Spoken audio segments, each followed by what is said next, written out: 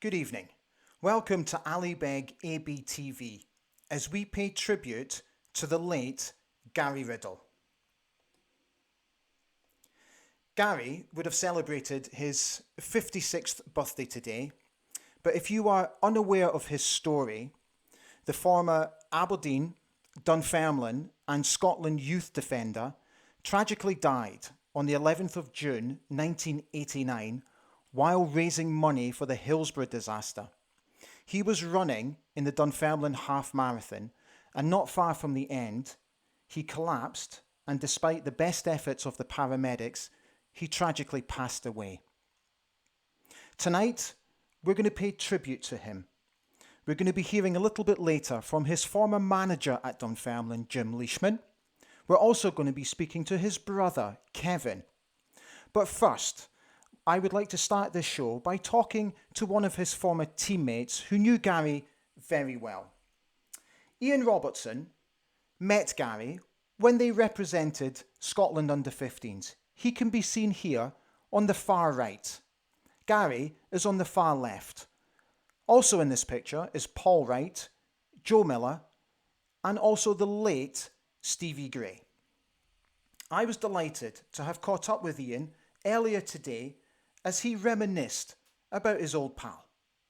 Hi Ian, thank you so much for coming on today because I know that you're currently on holiday, so it's very much appreciated. I would like to ask you a very simple question to start with so that we get a feel for what Gary was like as a player. How good was he?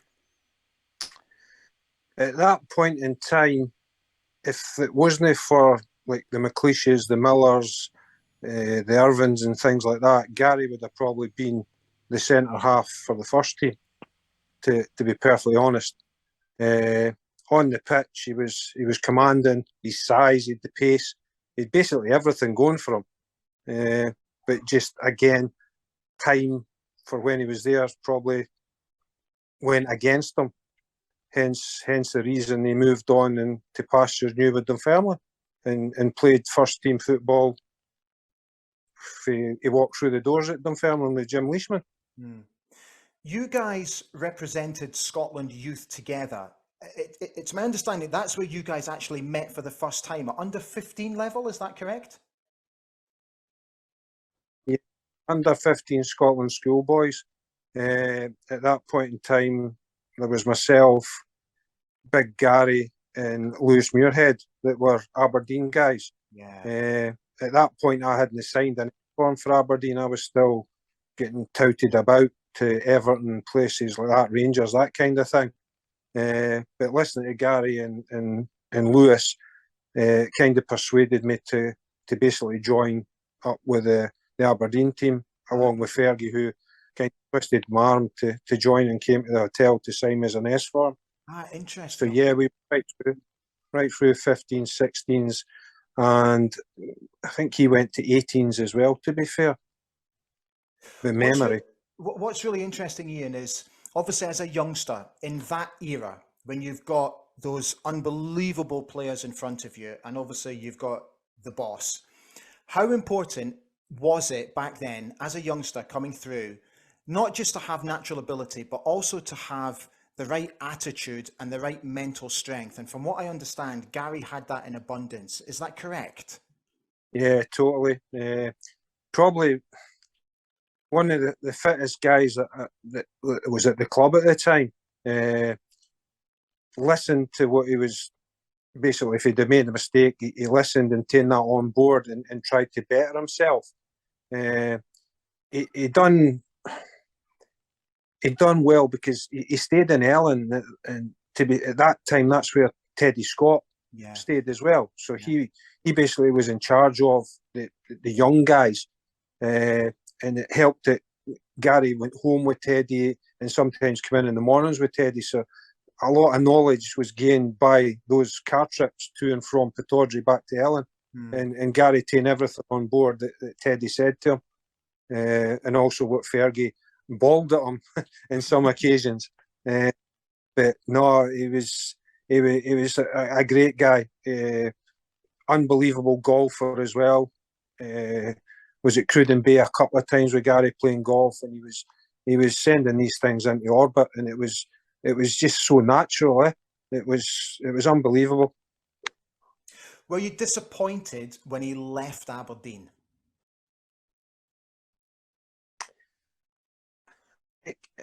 It came as a bit of a shock, to be fair. It kind of came out of the blue that he was leaving and going to Dunfermline. But when I think back about it, he made the right decision.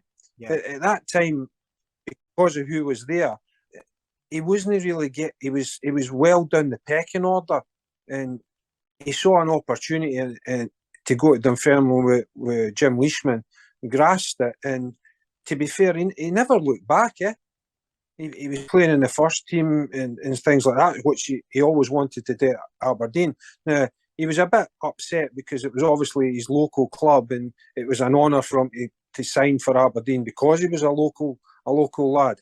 But in fairness, I think he made the right decision to go to Dunfermline. Sorry, Ian. Just to finish off, it must have come as a terrible shock when you heard the news of his sad passing. Oh, I can remember this day, Ali, the phone call. I'd been out on my bike in Aberdeen, and I come back into the house, and my partner at the time says, "Your gran's been trying to get a hold of you." And I thought, well, that's a strange one, because my gran, she stays in Motherwell. And I thought, right, okay. So I thought, oh, something's happened. So I phoned and I says, Gran, what's happening? She says, your big pal. I says, Gary Riddle. Aye, he's just died. And I was like, he's just died. She says, yeah, it's just come on to the news down our area that Gary Riddle had collapsed doing I think it was a charity run, and had passed away. And I was like, nah, this can't be right. Because as I said before, he was one of the fittest guys at the club at that point in time. And honestly, I just couldn't believe it. And my gran was a wee bit upset because Gary had stayed with my grandparents when we were going to the Scotland schoolboys under 16s, because we always met up in Glasgow, and it was a stopover for us between coming down from Aberdeen to meeting up in Glasgow. So I was devastated. I couldn't believe it. I honestly couldn't believe it, because I shared a room with him and stuff like that as well, with the Scotland stuff, and just you don't know. There's probably no words that I could put or say how I felt that day. It was just unbelievable. Obviously, I know with the passing of time, things do with when you lose somebody. With the passing of time, it does get easier. But I guess for somebody like yourself, Ian, I think Gary and for his friends, his family, and his former teammates, he's a chap that I don't think any of you guys will forget. No, 100%. Great guy, tough, an absolute tough. I get a man, to be fair. Just wouldn't say booty a goose. You got on with him. He got a nickname of Bambi at Pittodrie, because one year we were training in the Asp pitch just across from Pittodrie. That was Fergie's great place to train, and that year it was covered in ice. And big Gary, being 6'3" in legs up to his neck, had decided that his legs wouldn't take him, and he went down like Bambi. So he was then called Bambi for that day onwards. But just it still hurts me to this day when you think about it. You know what I mean? Just how things transpire and how things happen. Yeah, grief never goes away. Never. Oh, absolutely, 100%. Ian, thank you so much for taking the time to talk to me tonight. It's very much appreciated. So thank you for sharing all your memories of Gary with us. Thank you, mate. It's been a pleasure. Thanks for asking me. Pleasure. Take care. Thank you. Bye-bye. There we are. My thanks to Ian Robertson. Gary actually signed schoolboy forms with Aberdeen on the 10th of July, 1983. And he was part of the BP Youth Cup final team that famously won the trophy at Pittodrie after beating Celtic when at one point in the game they were 3-0 down. Gary was part of that team. Every year, I post about Gary on my social media channels. I didn't know Gary, didn't know him at all, but I did go to the same school as Gary, Ellen Academy. So I was always aware of the name Gary Riddle and what happened to Gary. So today I posted about his birthday, and so many of you responded to the post. And I'd just like to read out some of the comments if you don't mind. Stuart Miller said, "Such a nice guy who I had the pleasure to play against at both Aberdeen and Dunfermline." Graham Barkley said, "Life is so unfair, taken far too soon." This was a very poignant post from Frank Medford. He said, "Gary was a fantastic footballer, golfer, and all-round good lad. He lived and was brought up in Ellen, had a fantastic family who were a big part of the community. He played for Ellen Academy with several talented young players, some of whom who also tragically died too early. Alec Beattie, Gary Aiken, and Scott Munday. Rest in peace to all of you, gone but not forgotten." David Stevenson said, "Very classy defender who could also put a challenge in when required. Remember him playing for Ellen Primary all those years ago." Emma Farquharson says, "Hugs and love to his family." Karen O'Connor says, happy heavenly birthday, Gary." So many of you responded to the post today. Thank you. Now, earlier today, I was delighted to have caught up with Gary's brother, Kevin, from his home in Aberdeenshire on what is obviously a very sad day for the Riddle family. Hence why I was absolutely delighted and humbled that Kevin took the time to speak to me today to remember his big brother. It's lovely to see you. Thank you so much for taking the time to talk to me tonight. I really appreciate it. I know that you must obviously think about your brother all the time. I understand that. But as it is his birthday today, is it a day of remembrance for you and your family? Hi, Ali. Yeah, likewise. It's lovely to speak to you and for you to think about this. Yeah, today and also the 11th of June, the day he passed, there are certainly two dates that bring everything back, no matter about the passage of time, etc. It always seems like yesterday. Yeah, he is buried in Ellen, so there is somewhere and something that mum and dad can go and tend to and in his memory, if you like. So at least that's some small comfort, I suppose. I mean, there's obviously a lot happened in 32 years, Ali, but it still seems like yesterday, and I can remember the details of that Sunday morning just as it was yesterday. So yeah. But the answer to the question, yeah, today and the 11th of June are 2 days that will never go away.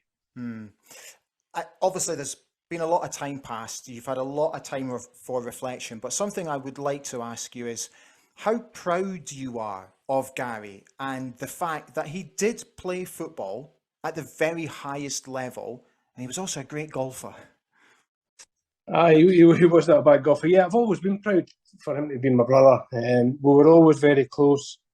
But as a youngster, you tend to take things for granted, and it's not till later on in life you reflect and realise that he must have been kind of quite good at what he did to do that. The Aberdeen side at that time was a very good side, as you well know, and moving to Dunfermline was without doubt a step up for him and a chance to play first team football.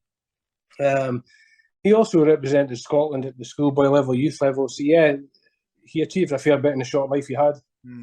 What would you say is your fondest memory of him? I've loads of fond memories, Ali, and it's difficult to pick one out. One that comes to mind, it might seem a bit daft, it's totally away from football, is growing up in table tennis. We had a table tennis table in the garage at our house. It sounds grand, but my dad got to join our mate to build it, and it was all to size, etc. But anyway, we played, and one man, I tell my kids this as well, every time he's up to 21, obviously, he always generally beat me. When he would get to 20, I would just throw the bat down the table and go off, and he would just go mental, Ali, take me with a scruff in the neck and probably do what older brothers do. So that is one memory. Football terms, the one thing that comes to mind is at schoolboy level, he played at Wembley. Albeit only you got 15 minutes, but that's something I'll always remember. Likewise, they playing first team football at Dunfermline and playing the Premier League. It's difficult probably to answer the question, no, there's not one fondest memory, but many, many memories that I still recall as though it was yesterday. Sure. I'd just like to finish off by asking you, we all know he was an excellent football player, but he was also a scratch golfer, which a lot of people might not know about. So if he didn't make it as a football player, was he good enough to have made it as a pro golfer, do you think? I know it's a sort of a hypothetical question. Yeah, he was a good golfer, and that's at a time when the equipment was a lot, wasn't as advanced as it is today.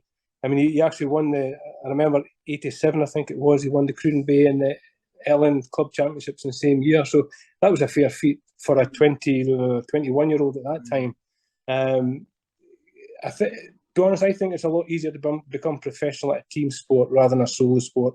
And in all honesty, yeah, he was a good golfer. He could play at a more than a decent level, but I don't think it entered his head really for that to become a profession, because football was the first love and football was always the dream. Yeah. Kevin, thank you for coming on tonight. It's very much appreciated, and please send our love to your family, and we're all very much thinking about you today. Thank you, mate. No, thanks very much, Ali. You mentioned Jim Leishman there. I was actually going to say I got Gary's talk from Jim Leishman a short time after he passed away, and it's still up in the wall. So there you go. Lovely, fantastic. Oh, I love talking to Jim. Thank you. Okay, thank you, Ali. Thank you. Take care. Yeah. Bye-bye. Thank Bye-bye. you. See ya. My thanks to Kevin for taking the time to talk to me today. We will get to Jim Leishman very shortly.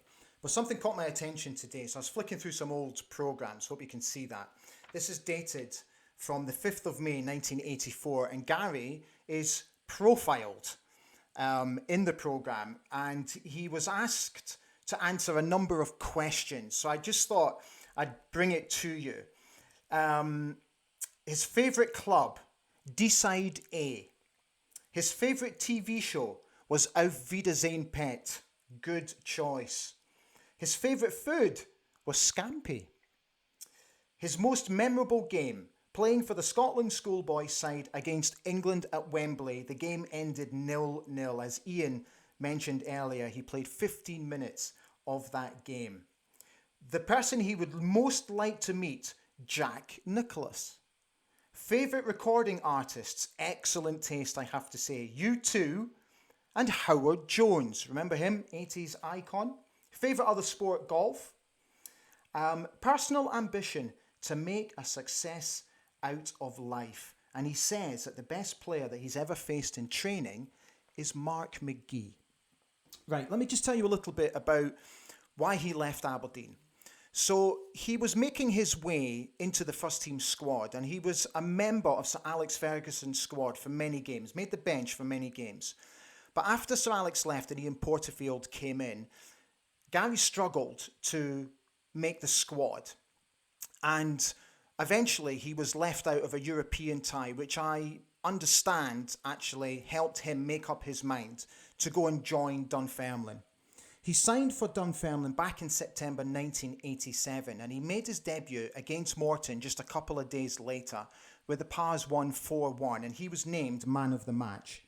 He played a total of 46 games for Dunfermline, and he helped them win the First Division Championship before tragedy struck. His manager was Jim Leishman, and I was thrilled to have caught up with Jim earlier today so that Jim could offer us his thoughts and his memories of Gary himself. Jim Leishman, thank you so much for coming on to talk to me about Gary today.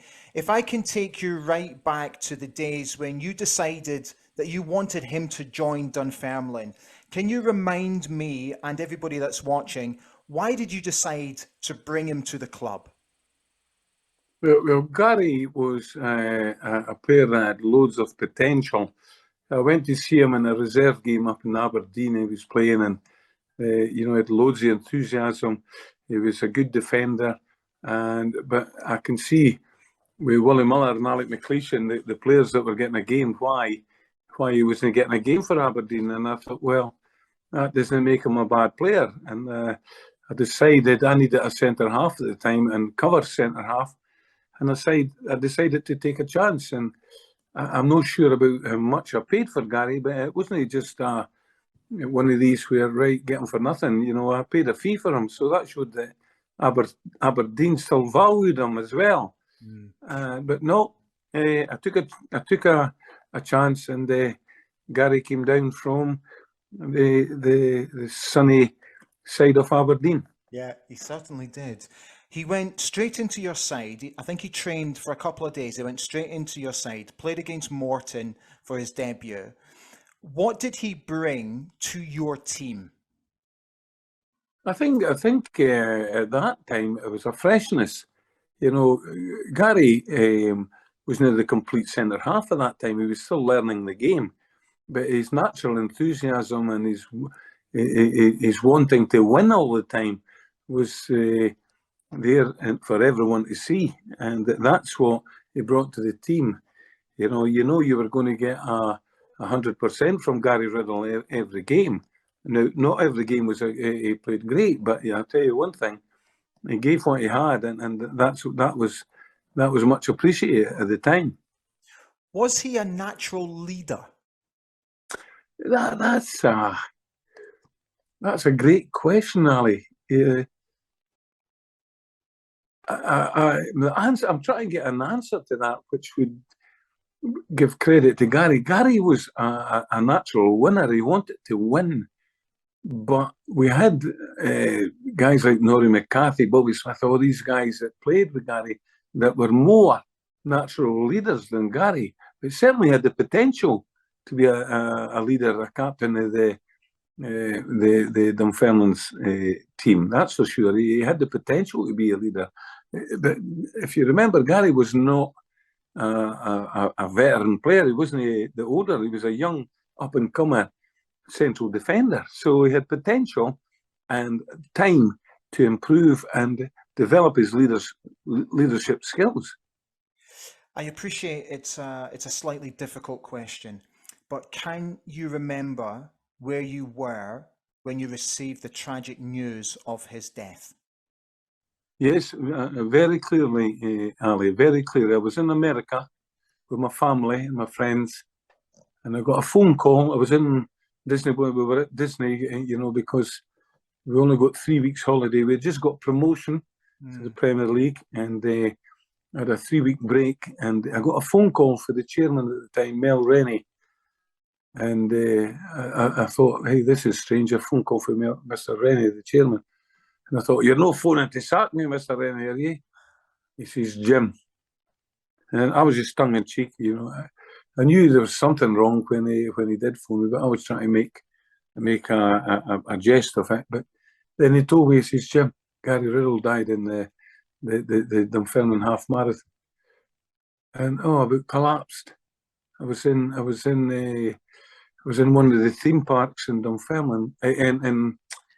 Apologies, I was in one of the theme parks in Orlando, and the tears started coming down my face, and my friend who knew Gary, a guy called Brian Marr, he says, Jim, what's the matter? What's the matter? And I told him, I says, I can't believe this. And what I did, I went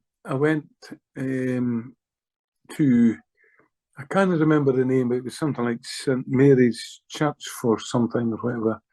And I went and I lit a candle. I remember it as if it was yesterday. I went, I lit a candle for Gary and said a prayer for him at the church. And he wrote something in the visitor book thing, or whatever you call it, the condolences. And I sat for about half an hour in the church just thinking about, gee, was a young man who was raising funds for the Hillsborough disaster. Yeah, he was trying to get funds and running for them. And I just couldn't believe it, Ali. I just could not believe that Gary had died in the run. I could not believe it. A young, fit man, but when we found out he had a small heart defect that I don't know if Gary knew or his parents knew, Edwin and his mum knew, I don't know. but that was it.